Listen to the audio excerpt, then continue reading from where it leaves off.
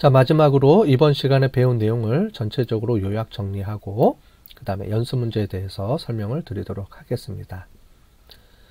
자, 이번 주에는 우리 아노바 나머지 세 가지 우리 분석 기법에 대해서 배웠습니다. 먼저 repeated measure 아노바, 반복 측정 분산 분석에 대해서 배웠고요.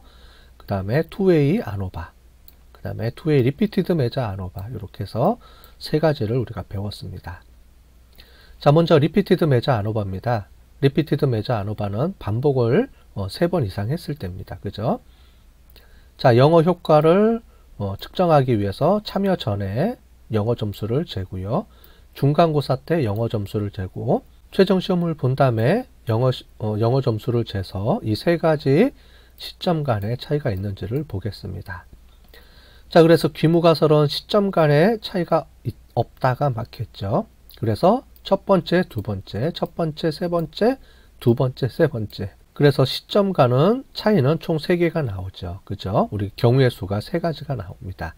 모든 시점 간에는 차이가 없다가 귀무가설이고 그렇지 않으면 차이가 있다가 되겠습니다. 자, 우리 repeated measure 아노바에서 중요한 거는 우리 구형성 검증이라고 그랬습니다. 그죠? 머큘리 스페어시티 테스트를 이용을 해서 시점 간에 우리가 분산이 똑같은지 동질하지 않은지를 보는 겁니다. 그래서 이거를 복합 대칭성이라고 하는데 다른 말로 하면 구형성 검증이라고 합니다. 자, 구형성 검증을 통해서 이 각각의 우리 차이값들이 우리가 다 이렇게 빼주는데 이 분산들이 일정하면 우리 구형성이 성립이 된다라고 보시면 되고요. 자, 이 P값을 보시고 구형성이 성립이 됐으면 오케이.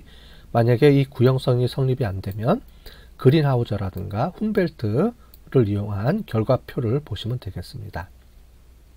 자, 여기서 보시는 것처럼 분산 분석표에서는 사람들의 시점 간의 차이, 요거를 보게 되겠습니다. 그죠? 요거는 개인별 차이이기 때문에 우리가 보지를 않고 각 사람들의 시점 간의 차이, 요걸 보겠습니다. 요거는 에라 값이고요. 요 비율을 보게 되는데 여기서 none이라고 하면 구형성이 성립이 됐을 때입니다. 그 다음에 아까 전에 구형성이 성립이 안 됐으면 위에서 보시는 것처럼 요 P값이 0.05보다 낮아지면 그 다음에 우리 그린하우저, 그 다음에 humboldt 요 두 개의 값을 이용해서 요 P값을 해석해 주시면 되겠습니다. 자, 그래서 제일 위에 요거는 우리 구형성이 성립이 됐을 때 시점 간의 차이를 보는 값이고요. 구형성이 성립이 안 됐다 그러면 요 두 개의 값을 이용해서 그룹 간의 차이가 있는지 없는지를 보게 됩니다.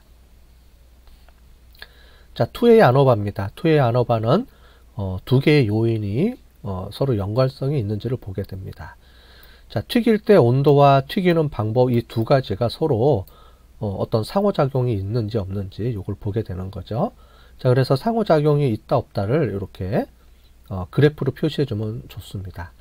그래서 뒤에 있는 이 두 가지는 상호작용이 있을 때의 효과고요. 그 다음에 앞에 3개는 4개는 상호작용이 없을 때 효과입니다. 그죠? 없을 때. 자, 그래서 우리는 상호작용이 있는지를 보기 위해서는 요거와 요거를 보시면 되고요. 자, 요 두 개가 있다 그러면 우리 상호작용 효과가 어떻게 변경이 되는지를 우리가 체크해 주시면 된다 그랬습니다. 자, 분산 분석의 효과에서는 이 방법에 따른 차이 효과, 온도에 따른 차이 효과가 있지만 제일 중요한 거는 요 부분입니다. 제일 마지막에 이 두 개가 서로 상호작용 효과를 발생시켰는지를 보게 되겠고요. 요게 차이가 있으면 이 두 가지는 해석을 안 해주고 제일 마지막 것만 해석해 주시면 되고요. 만약에 상호작용 효과가 없다 그러면 얘를 우리가 제거해 주시면 됩니다. 빼고 요 값을 여기다가 넣어주면 우리가 이 전체 방법과 온도에 따른 각각의 효과 검증을 해줄 수가 있습니다. 투웨이 리피티드 메저 아노바입니다. 자, 우리가 요걸 할 때 하나를 우리가 그룹으로 또는 하나를 시점으로 나눠서 측정을 해주게 됩니다. 우리가 대부분의 실험 연구할 때 많이 쓴다 그랬죠. 그래서 처음에 실험군과 대조군으로 나누고요. 그래서 그룹을 2개 나눴습니다. 그래서 요인 1이 되고요. 그 다음에 실험군을 2번 측정하고 대조군도 2번 측정을 했습니다. 시간의 관점에서 한 번 더 우리가 봐야 되기 때문에 그룹 간 변수와 시간이라는 변수 두 가지를 우리가 이용을 해서 서로의 효과를 봐야 되기 때문에 우리가 two-way repeated measure ANOVA라고 했습니다. 자, 우리가 그림을 보면 이렇게 나오죠. 사전에는 동질을 해야 되고요. 사후에는 이렇게 차이가 있으면 이 차이에 따른 이 갭을 우리가 효과라고 봤습니다. 그죠? 자, 연습 문제입니다. 연습 문제를 설명해 드릴 테니까 한번 풀어보시기 바라겠습니다. 연습 문제 1번입니다. 우리가 호흡과 뇌파와의 관계를 연구하는데요. 우리 단전호흡에 대한 연구였습니다. 자, 호흡을 3번 측정했습니다. 한 사람한테. 그래서 호흡을 1대1로 했을 때 호흡은 들이마시고 내쉬는 것을 의미합니다. 그래서 1대1의 비율로 했을 때 그래서 1대1이라는 말은 무슨 말이냐면 보통 사람들의 호흡이 3초, 3초입니다. 들이마시는데 3초, 내쉬는데 3초 뭐 요 정도 나온다고 합니다.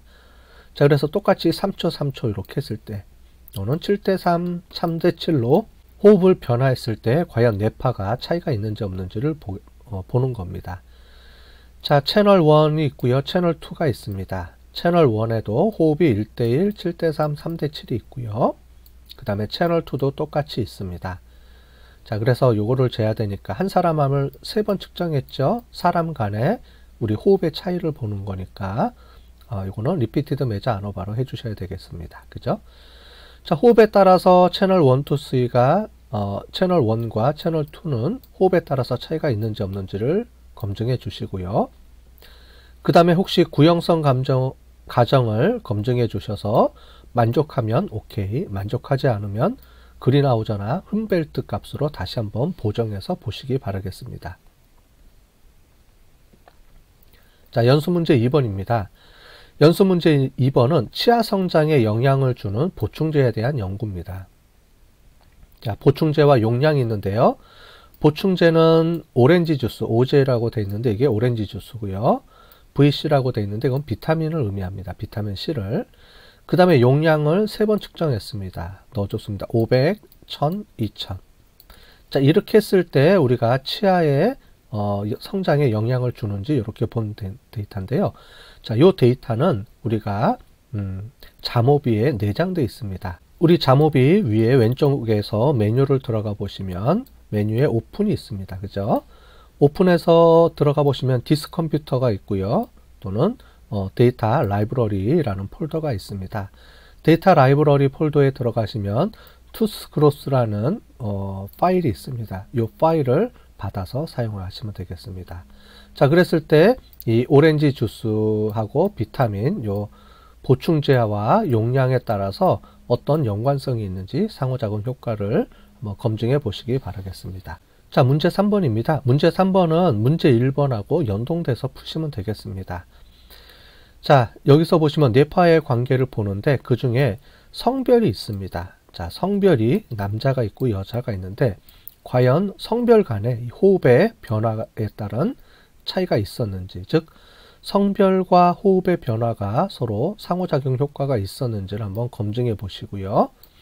그 다음에 구형성 가정을 만족하는지 보시고 만족하지 않으면 그린아우저나 흠벨트 값을 이용해서 보시면 되겠습니다. 자, 이것으로 우리 이번 주까지 우리 아노바 분석에 대한 나머지 것들을 해봤습니다. 자, 수고하셨습니다.